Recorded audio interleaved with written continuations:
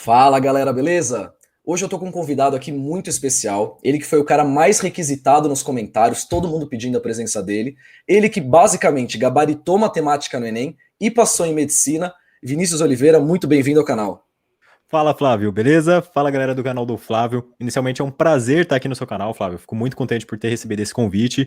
E hoje, né, vamos trazer aqui um conteúdo de qualidade para a galera, para agregar um pouco mais, né, de assuntos associados à preparação para o Enem, para os vestibulares, para esse pessoal poder pegar essa reta final agora do Enem e prosseguir aí com a maior produtividade possível. Espero conseguir agregar bastante conteúdo para vocês. Com certeza, você é uma presença, como eu falei, todo mundo pedindo bastante, porque você dá dicas super legais. O Vinícius também tem um canal, vou deixar o canal dele na descrição. E lógico, conteúdo de qualidade merece que vocês se inscrevam aí no canal, dê aquele joinha no vídeo, isso ajuda bastante até para o YouTube divulgar para mais pessoas e deixe nos comentários quem é a próxima pessoa que você quer que apareça aqui. Você vê, vocês estão pedindo um monte de gente, eu estou fazendo o meu trabalho aqui de trazer o pessoal para conseguir passar o melhor conteúdo para todos vocês, então se inscrevam aí no canal e deixe nos comentários. E para começar, eu acho que o que todo mundo quer saber mesmo é como que foi essa preparação, né? Porque você conseguiu um resultado incrível, até se você quiser falar um pouco mais dos resultados, mas como é que foi um pouco essa preparação, né, no ano passado? Certo. Assim, na verdade, né, a minha preparação pro vestibular, ela começou no terceiro ano do ensino médio. Foi quando eu tava lá no meu terceiro ano, no ano de 2019, né? Foi quando eu cheguei no terceiro ano do ensino médio. Até então eu não estudava, então assim, era aquele aluno que, tem prova amanhã? Então hoje eu estudo. E aí estudo nos 5 minutos ali de segundo tempo, vou fazer a prova com o que eu sei e show, tira a nota na prova e depois dane-se o conteúdo. E aí quando chegou o ano de 2019, eu entrei no terceiro ano do ensino médio, eu falei, cara, se eu quero medicina, do jeito que eu tô aqui, não vai dar certo, né? Eu vou ter que ter uma rotina de estudos, vou ter que me preparar adequadamente para saber todos os conteúdos possíveis para poder chegar bem estruturado na prova. E aí eu comecei a ter aquela rotina de preparação e tudo mais. Tive ali uma preparação relativamente boa, só que por alguns detalhes mínimos, que depois a gente até pode comentar aqui, eu acabei não conseguindo a aprovação em 2019. Eu fiquei com 753 de nota no Enem, a nota geral. Perfeito. E aí no ano passado, né, no ano de 2020, né, condição de pandemia, pessoal, né, geralmente aulas presenciais suspensas, cursinhos também com as aulas presenciais suspensas e afins, eu decidi, né, me preparar novamente, só que agora eu queria me preparar em casa. Eu sempre tive muito essa visão de ser uma pessoa que gosta de aprender sozinho, né, eu nunca gostei muito de ambiente de sala de aula, eu gostava de ficar em casa no meu computador e por conta própria procurando os assuntos para tentar entender ali de modo mais autônomo. E aí, durante o ano 2020, fui me preparando ali, né, de modo mais autônomo, eu pesquisava muitas aulas pelo YouTube mesmo, então, como estudar, tipo, cinemática, eu não sabia o que era o conteúdo de cinemática. Eu ia lá no YouTube, cinemática, achava algum professor e estudava por lá. E eu lembro que eu havia assinado uma plataforma de questões, foi, tipo assim, o que mais me ajudou, porque nessa plataforma eu conseguia, assim, ir baixando, né, lista de questões para sempre estar fazendo ali os conteúdos que eu estava estudando. Aí fui fazendo essa preparação no decorrer do ano, né, fui mudando a minha rotina ali no decorrer do tempo, depois a gente também pode comentar disso, Claro. para poder chegar, então, no Enem 2020 e ter ali o resultado, né, de 810 pontos na média geral, né, tendo como uma das características o 45 em matemática, que foi, né, o fato de ter conseguido gabaritar a prova de matemática, também um feito muito bacana. Pô, muito legal, acho que essa sua história ressoa muito com a história de muitas das pessoas que passam em medicina, que é aquela coisa de você se transformar de um aluno que, não é que o aluno era ruim, mas era um aluno que não sabia estudar, e depois que aprendeu as ferramentas de como estudar, ter uma melhor preparação, se transforma num aluno aí que consegue um resultado de passar em medicina, ou até às vezes gabaritar uma prova de matemática. E falando mais especificamente aí realmente do estudo para a prova, né? Você comentou até que você estudava um pouco por questões, por vídeos do YouTube, mas como que era o seu dia a dia assim de estudo? Como que você diria que era a sua rotina de estudos? Bacana, bacana. No ano de 2019, né, ela foi um pouco diferenciada porque era ir para a escola de manhã, e aí minha escola era uma escola particular, então eu ficava, tipo, até 12 horas e 30 minutos lá da manhã, estudando, era tipo assim, passava do horário do almoço, eu tava na escola ainda, aí chegava em casa, geralmente tinha que voltar para a escola à tarde para ter mais aula particular, cara, era um saco, tanto é que, assim, eu só não saí da escola porque eles me deram bolsa para poder ficar lá, Entendi. sabe, aquela coisa, tipo assim, pô, Sim. fica aqui, se você passar, você dá nome pra gente, porque eu era, tipo, aquele aluno bom que tirava boas notas, e aí eu acabei ficando na escola por conta disso, mas assim, era um saco, porque as aulas me tomavam muito tempo, e aí quando eu chegava em casa à noite, no ano 2019 isso, né, eu acabava fazendo ali um cursinho online para poder ver as aulas e fazer questões. Mas assim, isso no ano 2019. Agora, mais especificamente a pergunta, né, que é sobre o ano 2020, a minha rotina era o seguinte, como eu falei, né, eu na verdade a minha cabeça era o seguinte, eu fiquei muito bravo por não ter passado em 2019, porque foi um ano muito desgastante, eu estudei, tipo, muito mesmo, Sim. E aí em 2020 eu falei, cara, eu vou passar nesse ano, não é possível que eu não vou pegar aquela prova e vou regaçar lá no final do ano. E aí eu falei, não, eu vou ter que criar uma rotina. Então a minha rotina de estudos era, eu estudava de segunda a sexta, eu não estudava sábado e domingo, tipo, acho que as únicas vezes que eu estudei no final de semana foi nos 2 sábados que antecedia o domingo de prova. que eu decidi estudar só para fazer uma prova antiga, só para ver assim, será que eu tô no naipe para amanhã? Entendi. E pronto, tipo, só fiz a prova e isso. E nos demais dias, né, do ano, do sábado e domingo eu nunca estudava, tipo, não estudava. Para mim era o meu dia de descanso sagrado. E aí de segunda a sexta minha rotina era basicamente a mesma, que era o quê? Eu acordava geralmente às 5 horas da manhã, aí eu tomava um café da manhã, tal. Quando era 5h30 eu ia pra academia. Aí eu voltava da academia, 6h30 eu já tava em casa, tomava um banho, tomava outro café da manhã, e quando era 7 horas em ponto eu começava a estudar. Aí eu ia das 7 horas da manhã até as 11 horas, 11h30 da manhã, estudando uma matéria só. Então, por exemplo, na quarta-feira eu estudava pela manhã geografia. Então, das 7 às 11h30 ali eu estudava só geografia. E o meu estudo era o quê? Era pegar o conteúdo teórico que eu precisava estudar. Então, eu dividia o meu tempo de estudo por horas de estudo, né? Então, era tipo, Perfeito. X horas para teoria, X horas para fixação e X horas para as questões. O que seria essa X horas de teoria? Era o momento que eu via a aula e eu tinha o hábito de fazer resumos, algo bem sintético. Então, eu estava vendo a aula, eu já ia fazendo anotações para depois poder relembrar aquilo no futuro próximo se eu precisasse. A fixação era quando eu terminava aquele estudo teórico da aula e eu fazia uma autoexplicação do conteúdo. Aquilo me ajudava muito a reter o conhecimento, tipo, muito mesmo.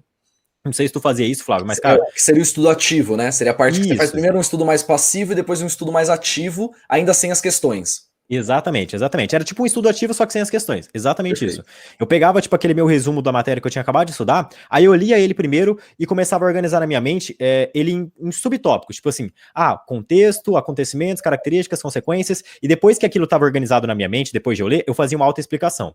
Aí eu explicava o conteúdo, tipo, andava para um lado e pro outro no meu quarto aqui, explicando o conteúdo, tal, falando. Quando eu conseguia explicar todo o conteúdo para mim mesmo, sem precisar usar nenhuma colinha, aí eu partia para as questões. Aí eu fazia, tipo, bastante questões de acordo com a prioridade do conteúdo, né, se era importante ou não, e bola pra frente. Parava ali naquele horário do almoço, das 11h30 até umas 12h30, né, o momento que eu almoçava, tomava um banho de novo e tal, aí de novo, 13 horas eu retornava pro estudo, e aí eu ia até umas 17h30, 18 horas. Era basicamente essa rotina. Depois das 18, eu não estudava mais. E aí eu descansava e, inclusive, né, era até um ponto que eu cheguei até a comentar já pra galera que me acompanha, que durante a preparação, pelo menos em grande parte do ano, tipo, mais de 80% do ano, eu não tive redes sociais, exatamente para evitar a procrastinação. Eu sentia que eu era muito induzido facilmente por Instagram, às vezes, né, WhatsApp e tal. Então, eu cheguei a um radicalismo tão grande que não, tipo assim, vocês não precisam fazer isso, mas era um radicalismo tão grande que, tipo assim, eu apaguei Instagram do celular, apaguei o WhatsApp e de segunda a sexta não tinha Instagram nem WhatsApp. Eu só baixava os redes sociais de novo, tipo assim, quando chegava lá na sexta-feira. Se alguém quisesse falar comigo, tinha que mandar SMS. Pô, você tá aí, Vini? E tal, não sei o quê. Radicalismo mesmo. Radicalismo. E é interessante que você não é a primeira pessoa que fala isso, assim, de muitas pessoas que eu conversei. Eu não fiz isso porque na minha época eu tive a sorte de que o Instagram existia, mas praticamente ninguém usava, então ninguém dos meus amigos tinha. E o WhatsApp era muito pequeno ainda, assim, as pessoas também não tinham muito costume, né? Eu prestei lá em 2013, até me sinto velho de falar. mas eu entendo totalmente o seu lado de que muitas pessoas estão adotando essa estratégia mais radical porque atrapalha, né? No fim das contas, se você não consegue controlar, você acaba sendo controlado, né? Exatamente. Eu lembro que, tipo assim, meu celular não tinha nada, então não tinha nem motivo pra me procrastinar, sabe? O que eu usava era, tipo, à noite, tipo, terminei o estudo 18 horas. Aí eu pegava, tipo, o YouTube e ia pesquisar vídeo. Inclusive, pesquisava vídeo do Flávio pra poder ver lá como que ele fez pra passar na USP. Sem brincadeira, galera. Quando eu era vestibulando, eu assistia vídeo do Flávio e tal, dica lá pra fico lisonjeado aí, fazer essa homenagem aí. É sério, cara, é sério. E até eu lembro que você apareceu uma vez lá, até, não sei se você chegou a comentar e tal, mas eu lembro de você até da época de antes de você passar. E eu fiquei super feliz quando eu vi que você criou um canal também, porque eu tava conversando no outro dia com o Marcos, também aconteceu a mesma coisa. Ele viu vídeos meus e depois ele criou um canal também e tá crescendo super bem. Eu fico feliz que eu sinto que existe um pouco de parte minha nisso, então me dá uma felicidade aí, um contentamento muito legal. Mas então, YouTube, você dava uma olhada também nesses vídeos mais de estratégia também, né? Sim. É assim, eu tinha muito que um toque de que assim, cara, de segunda a sexta eu tenho que estar sendo produtivo. Então eu tinha tipo um receio de chegar de noite e assistir um vídeo que não tinha nada a ver com estudo. Eu tinha que ver alguma coisa de estudo na minha cabeça. Então, ou eu tava vendo, tipo, como evitar a procrastinação, ou sabe, umas coisas assim que Sim. Na minha cabeça, sendo de estudo, pelo menos eu tava sendo produtivo. Hoje eu considero que isso nem tenha sido assim, em alguns casos, tão impactante, mas foi um fator positivo. Tanto é que eu lembro que um dos fatores que, assim, mudou a minha preparação em 2020, e aí já fazendo esse link com essa relação de ver vídeos à noite, era que eu sabia que, assim, em 2019, e aí já é uma afirmação que eu tô acrescentando agora, em 2019 eu não passei porque eu não fiz muitos simulados. Eu não fiz muitas provas antigas, assim, eu fiz muito pouco provas antigas, muito pouco simulado. Eu tinha o conhecimento, mas eu não sabia como aplicar aquilo dentro da prova, com uma boa estratégia e tudo mais. Perfeito. E aí, cara, em 2020 eu lembro que eu sabia que eu tinha que fazer prova antiga, só que tava chegando a reta final da preparação e eu não tinha começado a fazer isso ainda.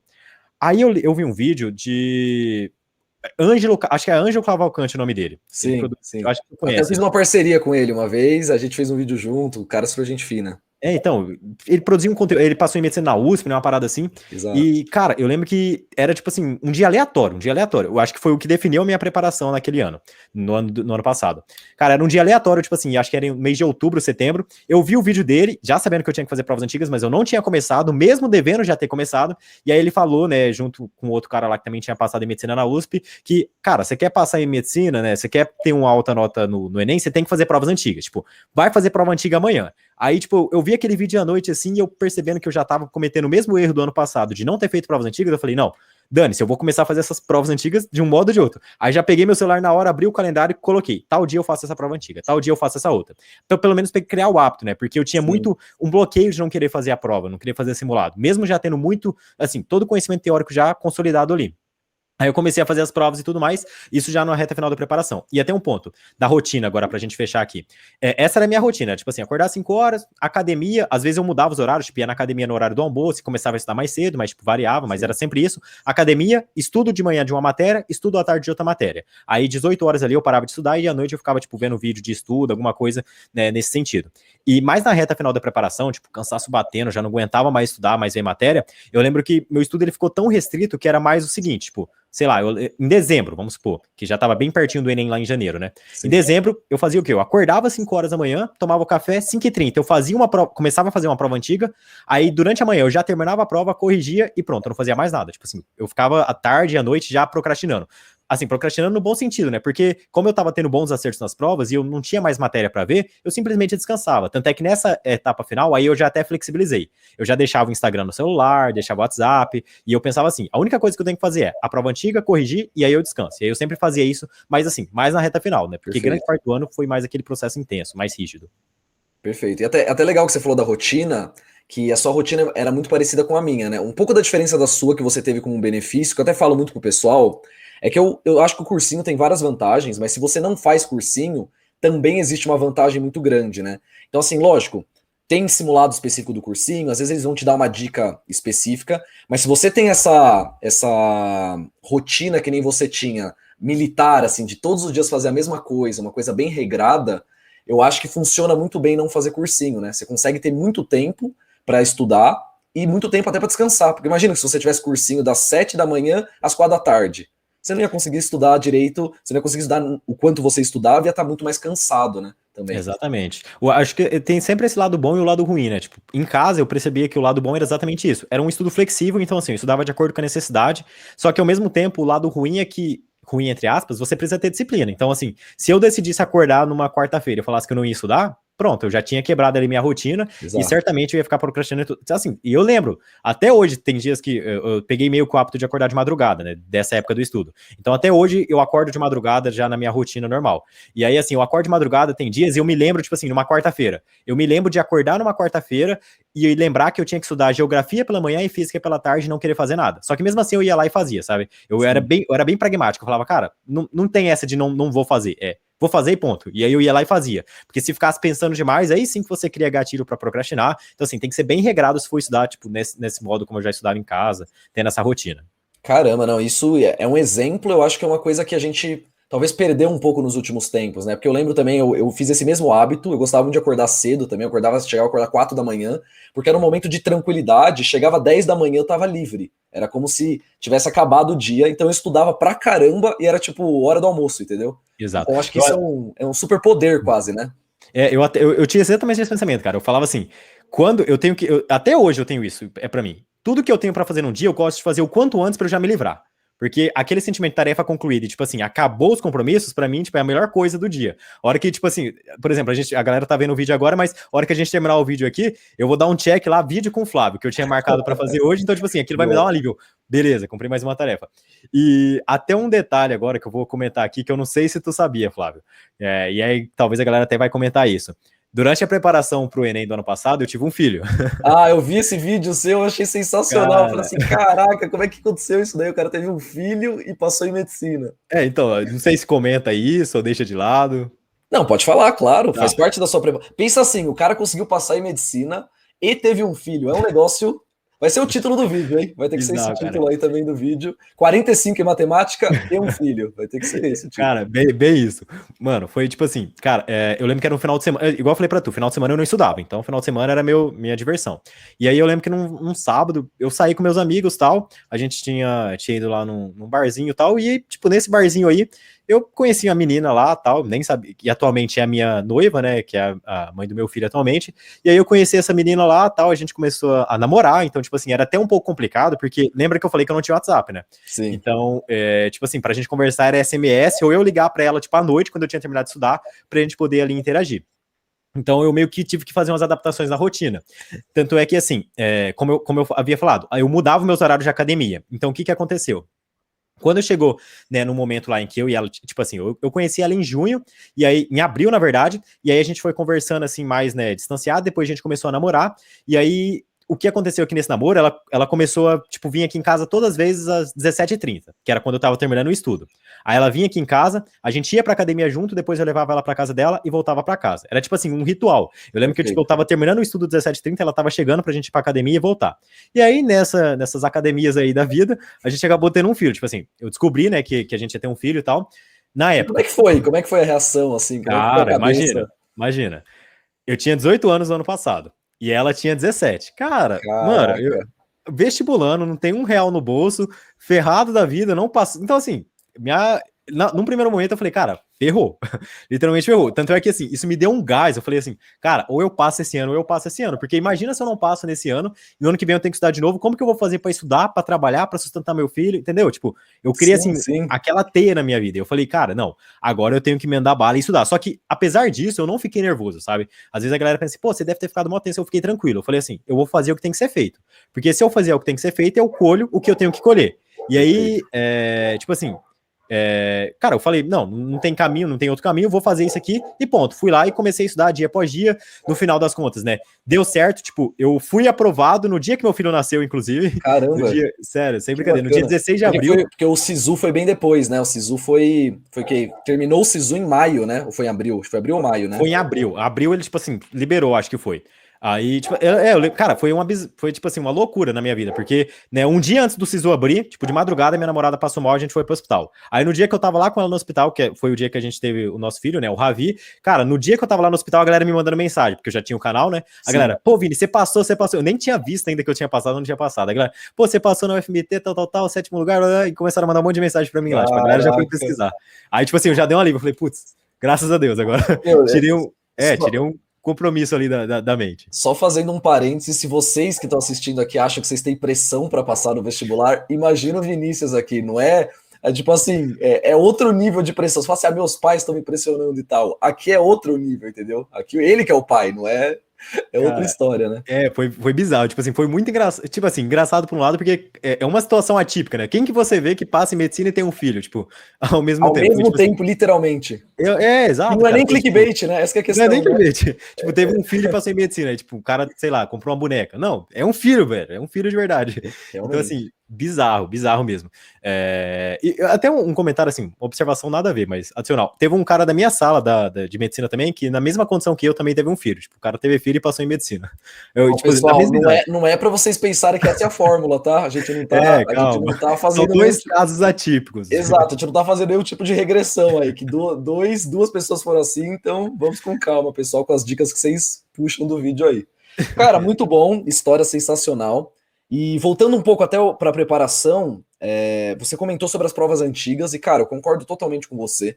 Eu acho que eu sempre falo isso nos vídeos, sou até repetitivo, mas eu falo assim, a estratégia de estudo pode mudar. Você pode estudar com videoaula, você pode estudar com resumo, você pode estudar só com questões, você pode ter uma estratégia de resolver a prova de jeito diferente, resolve na ordem, resolve em grupos de questão, em passadas, mas uma coisa que não tem como, que eu nunca vi ninguém passar sem, é prova antiga. Eu nunca vi um cara que chegou e falou assim, não, eu estudei aqui pelo material do colégio e passei sem nunca ter visto a prova antes. Eu, pelo menos, nunca vi.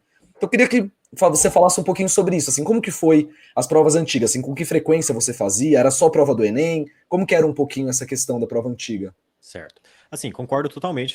É o que eu mais bato na tecla no meu canal também, tipo assim, já virou muito chato, porque a galera vai assim, Vinícius, faça a prova antigas. Porque, cara, é o que eu mais falo, porque Exato. eu vivenciei isso na pele, sabe? Eu peguei uma reprovação ali no ano que eu poderia ter passado só por não ter feito as provas. Mas como que foi minha organização de prova? Igual eu falei pra tu, eu tive essa sacada, né, numa noite que eu tava assistindo lá um vídeo do Ângelo, aí o fulano lá falou, tal, não sei o que, tinha que fazer prova antiga. Eu falei, cara, vou começar a fazer. Aí eu comecei, tipo assim, vou começar leve. Então eu coloquei, tipo, pra eu fazer numa semana o primeiro dia do Enem 2009, se eu não me engano. Primeiro dia do Enem 2009 é a redação. Aí eu fui lá e fiz. Depois, na outra semana, eu fiz o segundo dia. Aí depois eu fui aumentando a intensidade. Então, assim, eu comecei fazendo na semana apenas um dia de prova, de uma prova qualquer. Aí depois eu comecei a fazer a prova por inteiro. Então, assim, na semana X eu fiz o Enem 2010. Fiz o primeiro dia, a redação, junto com o segundo dia. Aí depois eu comecei a fazer 2 provas por semana. Então eu fazia, tipo, Enem 2013 e Enem 2014 naquela semana. Depois, que foi, né, na semana do Enem, que foi algo assim que eu fiz, que, sei lá, me deu até uma certa confiança, eu cheguei a fazer uma prova do dia de prova que ia acontecer no domingo por dia. Meio confuso, mas foi tipo assim, no domingo agora vai acontecer o primeiro dia do Enem. Então, de segunda a sábado, em cada um desses dias eu fiz o primeiro dia do Enem, de provas antigas para poder estar treinando ali, entendeu? Ou seja, você pegou uma prova específica, como se fosse a FUVEST, sei lá, você pegou uma prova específica e fez antes de fazer aquela. Daí passou aquela, você fez o segundo dia várias vezes, seria isso, né? Isso, Antes eu fazia exatamente assim, tipo, segunda-feira, primeiro dia do Enem e redação. Terça-feira, segundo dia do Enem. Aí, beleza. Entendi. Aí depois eu coloquei 2 provas na semana. Então, segunda, primeiro dia, terça, segundo dia, quarta, primeiro dia, quinta, segundo dia. Aí depois, na semana do Enem só, segunda, terça, quarta, quinta e sexta. Se no domingo vai acontecer o primeiro dia, então em cada um desses dias eu fiz o primeiro dia só de prova, entendeu? Pra poder dar aquela aumento de intensidade. Tanto é que assim, foi até por isso que eu cheguei na prova do Enem 2020 achando que eu ia gabaritar a prova. Porque nas 3 últimas provas que eu fiz assim, cara, em bateria, eu já tava tão no gás de fazer prova antiga atrás de prova, que tipo assim, eu tava gabaritando as provas antigas. Então eu falei, mano, se eu gabarito isso daqui, tipo, no Enem oficial é fazer a mesma coisa que eu já faço, né? E a minha rotina de prova antiga era basicamente assim. E quando eu ia fazer a prova, era aquele esquema. Era simular totalmente a prova, então eu botava máscara, cronometrava o tempo, já deixava a garrafa d'água do lado, fazia, tipo assim, todas as mínimas condições possíveis. Eu lembro que eu gostava de fazer a prova até, tipo, sem ar-condicionado e ventilador, pra, tipo assim, sabe, ter aquelas condições adversas. Eu não sei o que vai ter no dia oficial da prova. Então, vou simular umas condições adversas aqui, porque se eu tô adaptado a isso, numa condição ideal, eu vou bem. E se tiver uma condição adversa, eu também vou bem, porque eu já tava adaptado àquilo. Então, tipo assim, simulava totalmente a prova, aí fazia, né, a prova lá no dia, já corrigia, eu gostava de corrigir no mesmo dia também. A minha correção era, tipo assim, né, ver as questões que eu errei e aquelas que eu acertei e fiquei com dúvida. Aí eu entendi a resolução de cada uma dessas questões, para cada uma delas, diagnosticava o porquê que eu errei e, ao mesmo tempo, também adotava uma ação de correção. Tipo, errei por esquecimento do assunto já visto, aí eu fazia uma nova autoexplicação desse conteúdo depois da correção da prova. Errei por falta de atenção, aí, como não tem muito o que fazer, apenas entendi a resolução e bola para frente. Então, era meio que assim a minha rotina com as provas antigas. E eu não fiz simulados modelo Enem. Foi até a pergunta que tu fez, eu fiz só a prova antiga. Porque como já tinha muitas provas, eu cheguei a fazer todas do Enem regular 2009 a 2019 e todas do Enem PPL 2009 até o Enem PPL 2019, para, tipo assim, arrematar então foram 20 provas com 40 provas, na verdade, né? 20 edições do Enem com 40... Isso. Na verdade, não, você fez 2009, foram 22, né? Na verdade. Porque daria, exatamente, daria 11 para regular e 11 para PPL. Deu 22 provas totais, aí 44 ali cada dia de prova. Cara, o que é muito legal é que a forma como você descreveu que você fazia os simulados é exatamente assim, é como pode me substituir aqui no canal, pode colocar o Vinícius, porque realmente assim, a gente pensa de uma forma muito parecida, porque foi exatamente assim como eu fiz na época, só que eu fiz com a FUVEST, né? Eu não foquei tanto no Enem. E assim como eu ensino também, assim como eu passo para o pessoal, assim que eu dou nas dicas, que é a ideia de você faz os simulados, vai aumentando a frequência aos poucos à medida que você se acostuma. Simulado chama simulado porque é simulação, senão se chamaria outra coisa. Então tem que simular a prova. Você foi radical de colocar até a máscara e tudo mais, mas eu acho que é legal pelo menos uma, assim, pro pessoal que tá assistindo, não precisa fazer todas as vezes de máscara, mas pelo menos uma ou outra. Esse ano provavelmente vai ter máscara ainda, né? O pessoal tá vacinado e tal, mas ainda assim vai ter a preocupação. Então, cara, é exatamente isso, não tenho nada a complementar. E também a questão da correção dos erros, né? Cada tipo de erro tem uma correção diferente. Porque se errou por besteira, você vai estudar a matéria? Não tem sentido, né? Eu errei uma questão porque eu caí numa pegadinha. Eu vou estudar a matéria inteira de novo? Não é assim também que se corrige, né? Exatamente. Eu sempre pensei nisso. E assim, até hoje, quando a galera me manda dúvida, tipo, pô, Vini, tô fazendo 30 questões em matemática na prova antiga, não saio disso. O que eu faço? Eu, tipo, não sei, depende do porquê que você tá errando as 15 questões lá na prova. Tipo assim, se for pelo motivo X, ação Y. Motivo Z, ação W. Então, assim, para cada motivo específico tem uma ação de correção. E isso que às vezes a galera até trava, né? Pô, não consigo sair de uma certa estagnação de acertos na prova. O que eu faço? classifica o erro, o porquê que você ainda está errando, né, tantas questões, e adota ações de correção específicas para esses erros para você poder melhorar. Porque se você sempre identifica o problema e corrige o problema, ele não vai vir a se repetir. Ou se repetir, vai ser tipo assim, algo do acaso, vai ser algo mais habitual. Então, você tende a aumentar os acertos. É probabilístico, né? Que o que eu sempre falo é bem parecido com isso, que se você faz uma prova antiga e tira 30, você tem 15 erros para consertar. Consertou os 15, na próxima prova vai aparecer desses 15 alguns, assim. Você errou 15, agora você vai errar 12. Daí vai aparecer mais alguns, daí você vai errar 10. E vai aumentando, até que uma hora não vai ter o que você errar. Porque você contornou todos os erros, principalmente matemática, que é uma matéria que não é tão teórica, né? Que você mata a teoria muito rápido. Uma hora chega de jeito, né? Você começa a perceber o jeito que os elaboradores criam as questões e você até não cai em pegadinhas, né? Eu tava vendo uma questão, eu tô fazendo uns vídeos agora de resolução de questão. E eu quase caí numa pegadinha, fiquei bravo até, que era tipo assim, o aumento é de tantos por cento. Daí tava lá 150% e 250%. Só que o aumento era 150, não 250, entendeu? 250 era o total. Eu olhei assim, eu falei, não, acho que é B. Daí quando eu olhei de novo, eu falei, putz, esse cara tá de sacanagem. É pegadinha. É o tipo de coisa que você só aprende fazendo a prova antiga e corrigindo a prova antiga, né? Você fala, não, toda vez que tiver porcentagem de aumento, eu tenho que ver se eu tenho que subtrair lá os 100%, porque é aumento, não é valor absoluto. Então acho que são essas pequenas sacadas, né, que só o tempo e a prática realmente fazem aparecer, né? Exatamente. Cara, era tão engraçado que, assim, de tanto fazer prova antiga, as últimas provas era a mesma coisa.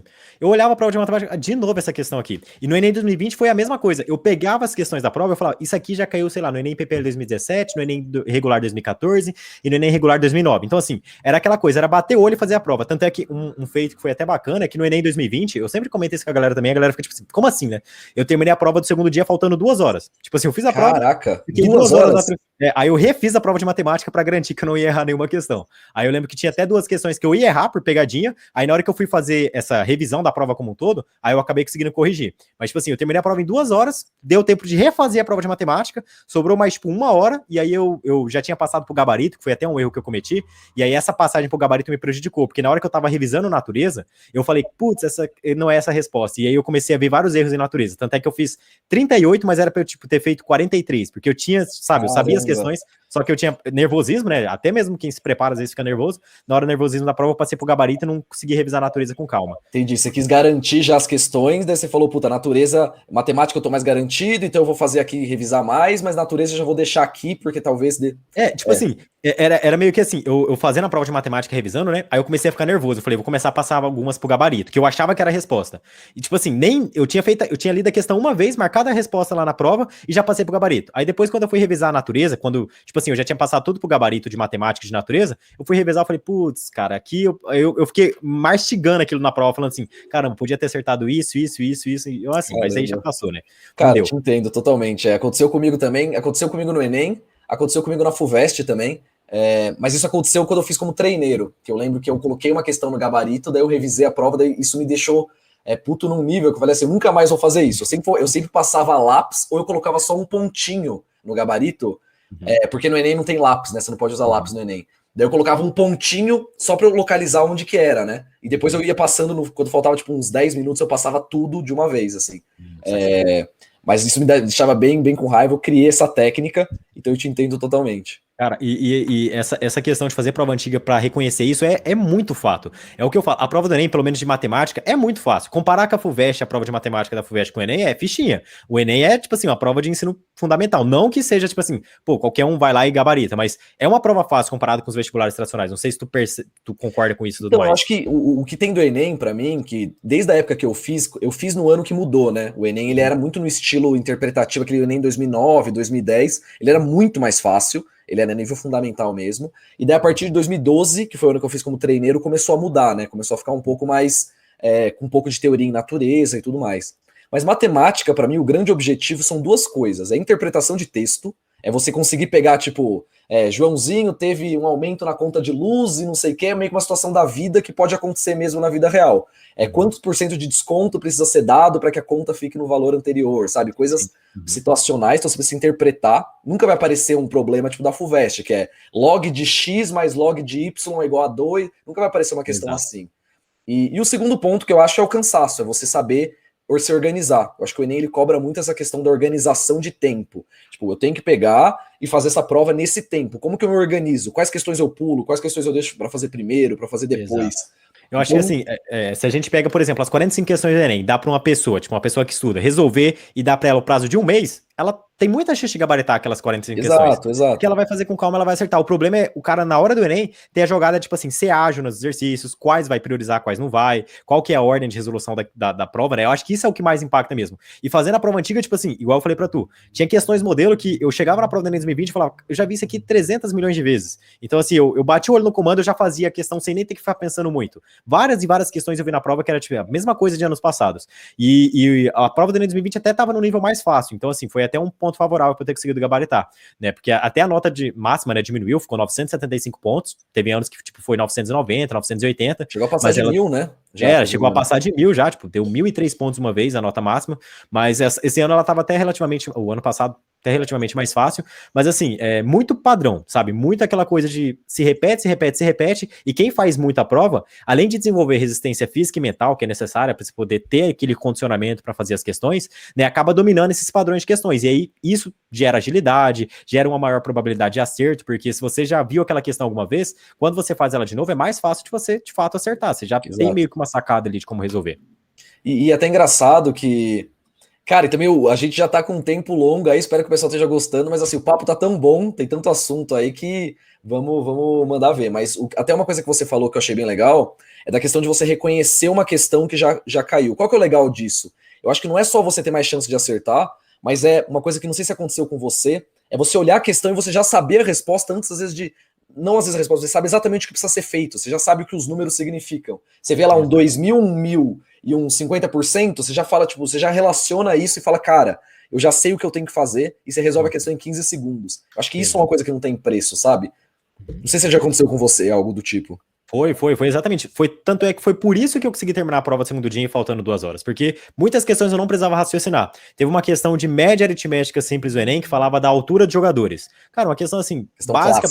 Que tipo assim, você soma uma altura mais S de 14, tipo assim, soma das alturas dos outros 14 jogadores, dividido por 15, aí você relaciona, cara, algo básico, assim, você repetia tantas vezes, questão, tipo, não sei se era de mediana, mas tinha uma questão, acho que era de mediana, então assim, outra questão que todo ano cai na prova do Enem, então assim, aquelas questões que você bate o olho, você já sabe o que fazer, então eu nem gastava tempo pensando, uma pessoa que convencionalmente se depara com aquilo pela primeira vez, às vezes ela demora mais, porque, cara, ela vai ter que pensar o que ela tem que fazer e tal, eu vi a questão, porque eu já tinha conhecido aquilo de provas anteriores, eu já sabia qual era o passo a passo. Mais uma vez isso, mais uma vez aquilo. Isso dá velocidade. Isso é um fator muito importante, porque no Enem, o que mais derruba geralmente a galera também é a questão da velocidade, né? Você não ter tempo para fazer as 90 questões com qualidade, podendo revisar e tudo mais. Cara, maravilha. Cara, dicas super preciosas para vocês verem que realmente o Vinícius sabe do que tá falando, tirou uma nota super legal. E, cara, uma mensagem final aí pro pessoal que está agora nesse momento, que acho que é um dos piores momentos, né? Que já não é a reta final da última semana, mas também já está na reta final, né? O que é a mensagem que você passaria aí para o pessoal que está prestando um curso mais concorrido, prestando o Enem e está precisando aí um pouquinho de motivação? Certo, galera, acho que assim, o ponto mais crucial dessa reta final é vocês serem pragmáticos e objetivos. Então, tenta trabalhar sempre racionalmente com tudo aquilo que vocês estão fazendo. Putz, fui mal numa prova antiga. Ao invés de você se lamentar, gaste esse tempo procurando corrigir a prova antiga para ver quais foram as deficiências que você teve ali, para que daí você possa melhorar. Não, beleza, né? Corrigi ali, só que ainda assim tô indo mal. Tá, só que se você ainda assim tá indo mal é porque talvez você teve alguma lacuna teórica anteriormente deixada. O que vocês têm que entender é que assim, se vocês fazem o que tem que ser feito racionalmente, vocês chegam no objetivo que vocês têm que chegar, de um modo ou de outro, é tipo inevitável. Você tá fazendo as provas antigas, tá corrigindo os erros, tá melhorando os acertos, a um ponto de que, sei lá, agora você tá fazendo 150 acertos das 180 questões, no dia oficial do Enem, é muito provável que você também vai obter uma quantidade muito próxima disso. Então, acalmem o coração e façam tudo aquilo que está dentro do alcance de vocês. Se vocês fizerem adequadamente o que tem que ser feito racionalmente, vocês com certeza vão conseguir colher os frutos de acordo com o esforço que vocês empregaram aí no decorrer do estudo da preparação. Isso é fato. Não adianta se lamentar, tem que ser pragmático, tem que ser objetivo e tem que ser racional nessa reta final para você também não se desesperar e deixar o psicológico te abalar. Maravilha. com essa mensagem aí, então, vamos encerrando por aqui. Cara, muito obrigado e de novo, né? Não se esqueçam de se inscrever no canal, se inscrever no canal do Vinícius também, eu vou deixar aqui na descrição o canal dele. Ele tem conteúdo de qualidade pra caramba. Ele chegou a postar aí quase um vídeo por dia, né? Então tem conteúdo lá pra vocês assistirem, maratonarem e pegarem um pouco aí de motivação. Vocês que já devem estar cansados de assistir vídeo meu, né? O pessoal que já assiste só essa minha carinha aqui, assiste uns vídeos novos. E mais uma vez, então, Vinícius, muito obrigado pela presença aqui. Sinta-se livre para aparecer quando você quiser. E é isso. É isso, Flávio. Poxa, muito obrigado pelo convite. Espero que eu tenha conseguido contribuir bastante aí com o conteúdo pra galera. Espero que vocês tenham gostado, galera. Deixa o like aqui no vídeo do Flávio. Esse conteúdo, assim, tá bem pesado. Muito conteúdo que a gente foi passando, transmitindo pra vocês. Se inscreva no canal dele. Depois dá uma olhadinha no meu, se vocês curtirem também o conteúdo. E, galera, é isso. Se o Flávio quiser me chamar outras vezes pra gente produzir conteúdo, a gente produz. E aí vamos trabalhar essa reta final com firmeza, que com certeza, se vocês fizerem o que tem que ser feito, igual eu falei, vocês vão conseguir conquistar a aprovação o quanto antes. E é isso, Flávio. Cara, muito obrigado pelo convite. E é isso, pessoal. É isso, galera. Um abraço, então. Espero vocês nos próximos vídeos. Tchau, tchau.